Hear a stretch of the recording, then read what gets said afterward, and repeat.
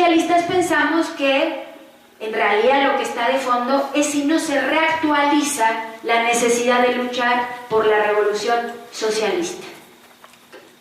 Y muchas compañeras, volviendo al tema de la mujer, nos dicen, pero compañeras de la LTS, compañeras de Pan y Rosas, la verdad es que en Rusia hubo revolución socialista y no se emancipó a la mujer.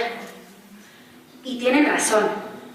Lo que pasa es que nosotros lo que opinamos es que la opresión a la mujer no se liquida con la toma del poder ni con un gobierno de los trabajadores democráticamente organizado de manera mecánica. Definitivamente no. Es más profundo y más complejo. Pero sí pensamos que la destrucción del Estado capitalista y la construcción de un nuevo poder basado en la autodeterminación de las masas genera condiciones de posibilidad mucho más favorables para romper nuestras cadenas. Ya hablaba un poco del ejemplo ruso. Cuando los bolcheviques tomaron el poder antes de la estalinización del partido y del Estado, en el 17, estaban firmemente convencidos de que bajo el socialismo la familia se iba a extinguir y que se iban a generar mucho mejores condiciones para la emancipación de las mujeres. Recrearon en sus proyecciones teóricas una sociedad donde los recursos públicos serían utilizados también para emancipar a las mujeres del trabajo doméstico, con guarderías, con comedores populares, con lavanderías públicas, etc. Y consideraban que la eliminación de la carga del trabajo doméstico sentaría las bases, solo sentaría las bases de la igualdad entre hombres y mujeres, de la igualdad efectiva. La igualdad en la diferencia. Esta eliminación de la carga del trabajo doméstico fue un objetivo que se consagró en la constitución que realizaron, en la legislación, que realizaron una serie de legistas soviéticos que además tomaron en cuenta los distintos problemas que planteaban las mujeres en el campo y la ciudad. Y se tomaron una serie de medidas muy avanzadas para su época en el terreno de la emancipación de la mujer. Fíjense, era tanta el cuestionamiento a las relaciones sociales que había engendrado el capitalismo que las bolcheviques, una de ellas la más destacada, o una de las más destacadas, Alexandra Kollontai, fue una férrea defensora del amor libre. Y a propósito planteaba, les voy a leer la cita porque es muy clarificante. Si logramos que de las relaciones de amor desaparezca el ciego, exigente y absorbente sentimiento pasional, si desaparece también el sentimiento de propiedad, lo mismo que el deseo egoísta de unirse para siempre al ser amado, si logramos que desaparezca la fatuidad del hombre y que la mujer no renuncie criminalmente a su yo, no cabe duda que la desaparición de todos estos sentimientos hará que se desarrollen otros elementos preciosos para el amor. Así se desarrollará y aumentará el respeto hacia la personalidad del otro, lo mismo que se perfeccionará el arte de contar con los derechos de los demás, se educará la sensibilidad recíproca y se desarrollará enormemente la tendencia de manifestar el amor no solamente con besos y abrazos, sino también con una unidad de acción y de voluntad en la creación común. Esto decía la Kollontai sobre cómo sería en el comunismo las relaciones amorosas, las relaciones humanas. Lamentablemente para el 36 ya todas las tendencias revolucionarias al interior del partido bolchevique estaban liquidadas, el experimento social había retrocedido frente a la reacción. En momentos revolucionarios las tendencias libertarias se fortalecen. En momentos contrarrevolucionarios los atavismos de la vieja sociedad se recrean. Los funcionarios estalinistas, mientras perseguían a la oposición interna, y a los artistas, y a los homosexuales, y a los científicos, denunciaban las ideas revolucionarias de la década del 20 como propaganda pequeño burguesa y anarquista, y empezaron a hacer una gran apología de la familia y a plantear que la homosexualidad era una enfermedad. Este retroceso se debía fundamentalmente, ojo, no a la voluntad de personalidades individuales, significaba el gran aislamiento de Rusia en la Europa del momento, la gran debilidad de los soviets, es decir, de los organismos de autodeterminación, y el peso cada vez más ascendente de una burocracia parásita que aún en ciernes no solo estaba retrotrayendo los derechos conquistados por las mujeres, sino que de hecho estaba abriendo el paso de la larga y tortuosa restauración capitalista que se culminó a finales de los 80. Entonces, perdón por esta digresión, pero quería hablar más concretamente de lo que entendemos nosotros por la emancipación de la mujer ligada a la revolución. Quiero volver a la época actual porque les decía yo que en nombre de la democracia se apoya al bloque antidictatorial, aunque este venga de la mano de la OTAN y de las bombas del imperialismo francés. Y en realidad apoyar al bloque antidictatorial, o por ejemplo en Europa, diluir, ¿no?, la gran energía desplegada por el movimiento obrero y el movimiento popular contra los planes de austeridad en el apoyo a agrupamientos como Syriza. El problema de estas dos ubicaciones es que tienen un lugar común. ¿Cuál es este lugar común? Hay un escepticismo que es una conquista, es una fortaleza del periodo neoliberal. Hay un escepticismo profundo en la fuerza de las trabajadoras y los trabajadores, en la clase obrera, para constituirse en un sujeto político, ya no digamos revolucionario. Hay un profundo escepticismo. Este es otro aspecto característico del ataque y el retroceso del marxismo revolucionario en las décadas previas. La liquidación de lo que nosotros denominamos como el problema de la hegemonía proletaria, si de pensar en la revolución se trata. Recuperar la cuestión de la hegemonía proletaria implica, primero, ponderar algo objetivo, ¿no? Ponderar el peso específico de la clase obrera en la sociedad capitalista. Una clase obrera altamente concentrada, compuesta en un alto porcentaje por mujeres a nivel internacional.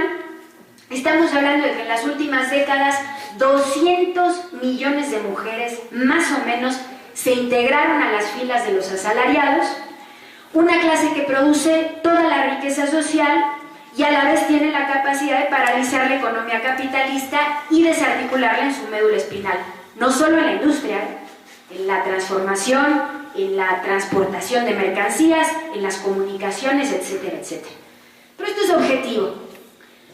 Vale la pena decir que hace unos años, siempre decimos en nuestros foros, nos teníamos que pelear con aquellos que decían que la clase obrera de hecho ya no existía objetivamente. Yo siento que ahora eso ya no se dice tan fácilmente en la academia, ¿no? Eso es objetivo. Y las compañeras y los compañeros con los que charlamos cotidianamente nos vuelven a decir: pero es que ustedes solo ven a la clase obrera, ¿qué pasa con otros sectores sociales? A nosotros nos han enseñado que el marxismo desprecia al movimiento indígena, desprecia a los campesinos, desprecia a las mujeres y desprecia al movimiento LGTB, por una parte, y es una idea que se ha reproducido durante años, tanto en los claustros universitarios como en la izquierda. Y también nos dicen una cosa que es un problema real. Nos dicen, bueno, y ponle que sí, la clase obrera es muy fuerte, y ponle que sí, desarticula el sistema, pero la clase obrera no lucha. Hace mucho tiempo que no lucha, no es sujeto político. Los que han luchado son sus aliados. Y entonces nosotros tratamos de responderles nuevamente y de explicar que bajo nuestra perspectiva la hegemonía proletaria implica de hecho una sólida alianza entre la clase obrera, sus mujeres, sus hombres, con todas las clases y sectores explotados y oprimidos de nuestra sociedad. Porque es la única manera. Le llamamos hegemonía porque consideramos que es una clase que puede proponer al conjunto de los subalternos un programa para luchar, un programa para destruir al capitalismo, pero algo más, un proyecto de sociedad alternativo. Es una hegemonía que solo puede construirse además si la clase obrera de conjunto, no de conjunto, un sector por lo menos, se configura como sujeto político y como sujeto de transformación y toma como propia, esto es muy importante para nosotros, hace suya toda reivindicación justa de nuestra sociedad, toda reivindicación libertaria, toda reivindicación emancipatoria. Se integra en su programa, en su práctica, más aún en su proyecto de sociedad, a los desposeídos, a los eternos agraviados por el capitalismo. Concretamente, a las mujeres, a los homosexuales, a las lesbianas, a las y los transgénero, a los intersexuales, a los indígenas, a las indígenas. El proyecto comunista, no el proyecto stalinista, el proyecto comunista, tal cual lo concibieron Marx, Lenin, Trotsky, Luxemburgo, Gramsci, parte de la emancipación económica del trabajo, sí, para repartir la riqueza social entre todos, pero supone que con la destrucción de las bases materiales de la explotación se aflojen las cadenas de la opresión y la sociedad siga un curso emancipatorio a gran escala, en todos los terrenos de la vida social, en el arte, en el hogar, en la escuela, en la familia, en las relaciones humanas. Acá también se pone en juego qué tan lejos puede y debe llegar la revolución permanente. Pero, ¿cómo hacer que la clase obrera se configure al calor de su propia experiencia como sujeto de transformación revolucionaria? ¿Cómo hacer para adquirir una perspectiva estratégica que piense los problemas específicos de la insurrección, de la toma del poder, de la dictadura del proletariado? ¿Cómo hacer para pensar también en los problemas de la revolución socialista y el comunismo? Y me van a decir, o me dicen, si la clase obrera está influenciada y atenazada por las burocracias, o alienada bestialmente por el trabajo precario, o desempleada, o influenciada por direcciones burguesas y pequeño burguesas. ¿Cómo hacemos eso? Y yo creo que lo que tenemos que empezar a discutir de manera cada vez más amplia es la necesidad justamente de forjar el elemento consciente de ese proceso de subjetivación. El elemento consciente para nosotros es la organización que pueda asumir la directriz de estas tareas en perspectiva estratégica. Es decir, la existencia de un partido revolucionario, educado en la teoría marxista, en la experiencia de la lucha de clases, de más de 2 siglos de lucha de clases, como el bolchevique, cuando era un partido revolucionario, hizo posible la toma del cielo en octubre, o como se demuestra por la negativa, ahí donde no había partido, el movimiento obrero y los sectores explotados y oprimidos dieron grandes gestas, pero fueron derrotados, porque carecían de una dirección revolucionaria. Bueno, por ejemplo, como Alemania en 1923, con el enorme ascenso revolucionario. Nuestra discusión es: requerimos una organización política propia, que en el seno de la clase obrera, no fuera de la clase obrera, que en el seno de la clase obrera luche por esta perspectiva. ¿Por qué en el seno? ¿Por qué decimos dentro? ¿Por qué decimos orgánica? Porque la actividad del partido no está por fuera de la acción consciente de los y las trabajadores. Porque estamos convencidos de la premisa marxiana de que la emancipación de los trabajadores será obra de los trabajadores mismos. Porque son ellos quienes mueven los resortes fundamentales de la sociedad. Construir una organización de estas características implica estar insertos en la clase obrera. Implica, por ejemplo, que los estudiantes, los jóvenes, puedan aportar a la construcción de una organización de estas características con su energía, con sus ideas, y empalmar con decenas, centenas, miles de trabajadores y trabajadoras en una organización común y en un objetivo común. Y nos pueden preguntar, también es válido, además de muchas cosas que seguramente preguntarán, ¿y esto, Jimena, qué tiene que ver con la lucha de las mujeres? Esto del partido revolucionario. Y nosotros consideramos que tiene todo que ver, porque es una organización que sintetiza las dos cuestiones que hemos discutido y discutido alrededor de estas 3 sesiones de la cátedra. Sintetiza la lucha por la emancipación de la mujer y la lucha por la destrucción del capitalismo. Sintetiza porque en una organización de estas características es donde se puede hacer carne una lucha estratégica contra el capital, bregando porque los trabajadores tomen como propia la lucha por la emancipación de la mujer. Y porque las mujeres que estén dispuestas a luchar hasta el final por su propia emancipación, abracen la lucha de la clase obrera y abracen una tarea histórica común que es la de la revolución socialista. Quería cerrar, para ya no abrumarlos, rescatando un conjunto de ideas que están vertidas en el prólogo del libro de una investigadora norteamericana de Harvard, Wendy Goldman, El Estado, la Mujer y la Revolución, a cargo de Andrea Datri, que es el prólogo. Nunca antes en la historia de la humanidad, nunca, como en el periodo del neoliberalismo, los derechos de las mujeres, de las minorías, de la infancia, el respeto de las identidades y la libertad sexual se difundieron y cristalizaron en leyes, instituciones, organizaciones no gubernamentales, protocolos internacionales, etc. Paradójicamente, mientras hasta los grandes organismos financieros tienen secretarías de género y desarrollo, los mandatos económicos de estas mismas instituciones financieras son los que han propiciado que los vejámenes históricos contra las mujeres, porque son históricos no solo en el capitalismo, se hayan transformado en jugosos negocios, como la trata, la prostitución y la explotación sexual.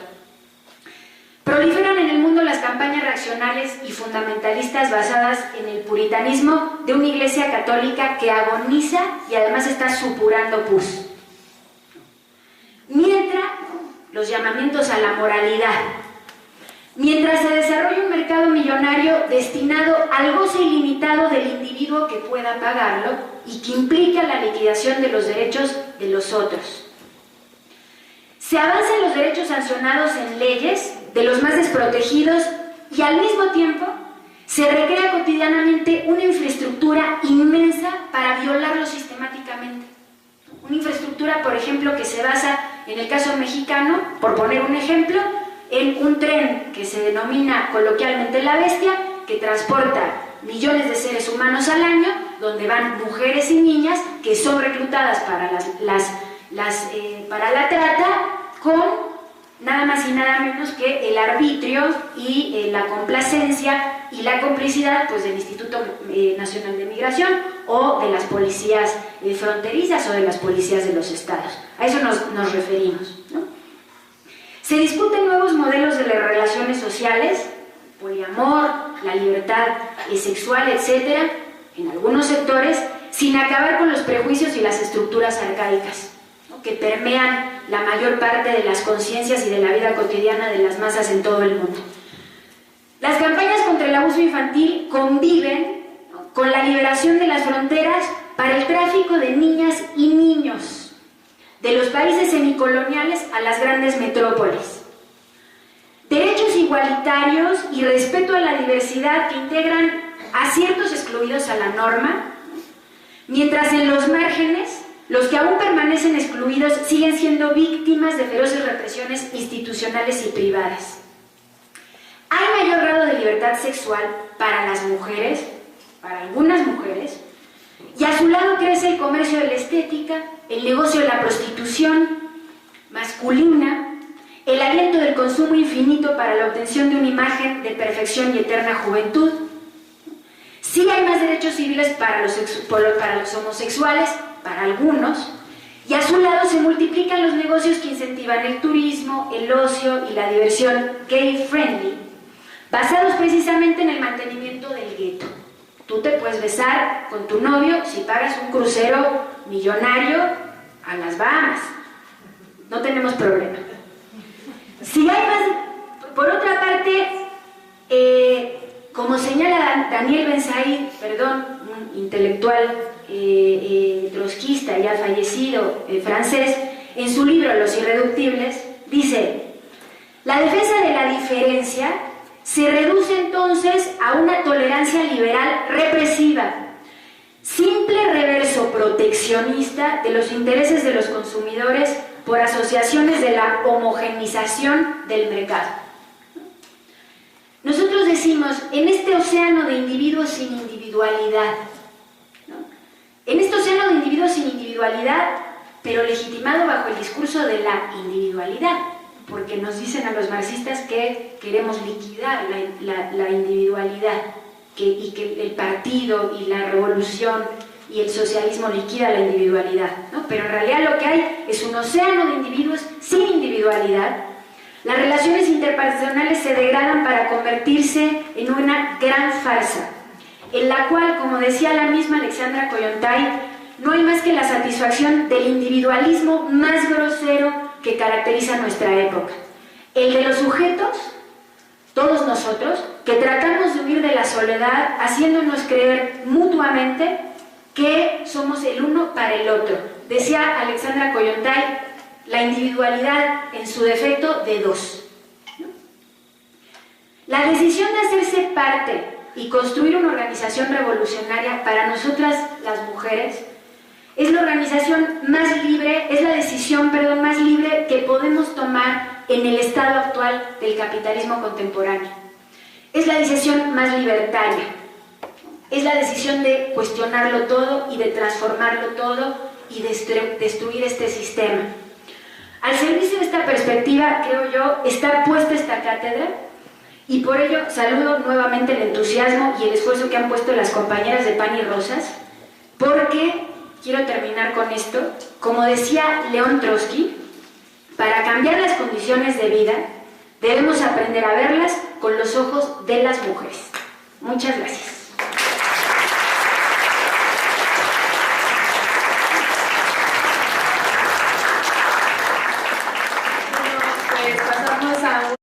De manera mecánica. Definitivamente no. Es más profundo y más complejo. Pero sí pensamos que la destrucción del Estado capitalista y la construcción de un nuevo poder basado en la autodeterminación de las masas genera condiciones de posibilidad mucho más favorables para romper nuestras cadenas. Ya he hablado un poco del ejemplo ruso. Cuando los bolcheviques tomaron el poder antes de la estalinización del partido y del Estado, en el 17, estaban firmemente convencidos de que bajo el socialismo la familia se iba a extinguir y que se iban a generar mucho mejores condiciones para la emancipación de las mujeres. Recrearon en sus proyecciones teóricas una sociedad donde los recursos públicos serían utilizados también para emancipar a las mujeres del trabajo doméstico, con guarderías, con comedores populares, con lavanderías públicas, etc. Y consideraban que la eliminación de la carga del trabajo doméstico sentaría las bases, solo sentaría las bases de la igualdad entre hombres y mujeres, de la igualdad efectiva, la igualdad en la diferencia. Esta eliminación de la carga del trabajo doméstico fue un objetivo que se consagró en la constitución que realizaron, en la legislación, que realizaron una serie de legistas soviéticos que además tomaron en cuenta los distintos problemas que planteaban las mujeres en el campo y la ciudad. Y se tomaron una serie de medidas muy avanzadas para su época en el terreno de la emancipación de la mujer. Fíjense, era tanta el cuestionamiento a las relaciones sociales que había engendrado el capitalismo que las bolcheviques, una de ellas, la más destacada, o una de las más destacadas, Alexandra Kollontai, fue una férrea defensora del amor libre. Y a propósito planteaba, les voy a leer la cita porque es muy clarificante. Si logramos que de las relaciones de amor desaparezca el ciego, exigente y absorbente sentimiento pasional, si desaparece también el sentimiento de propiedad, lo mismo que el deseo egoísta de unirse para siempre al ser amado, si logramos que desaparezca la fatuidad del hombre y que la mujer no renuncie criminalmente a su yo, no cabe duda que la desaparición de todos estos sentimientos hará que se desarrollen otros elementos preciosos para el amor. Así se desarrollará y aumentará el respeto hacia la personalidad del otro, lo mismo que se perfecciona. Y los socialistas pensamos que en realidad lo que está de fondo es si no se reactualiza la necesidad de luchar por la revolución socialista. Y muchas compañeras, volviendo al tema de la mujer, nos dicen, pero compañeras de la LTS, compañeras de Pan y Rosas, la verdad es que en Rusia hubo revolución socialista y no se emancipó a la mujer. Y tienen razón. Lo que pasa es que nosotros lo que opinamos es que la opresión a la mujer no se liquida con la toma del poder ni con un gobierno de los trabajadores democráticamente organizado.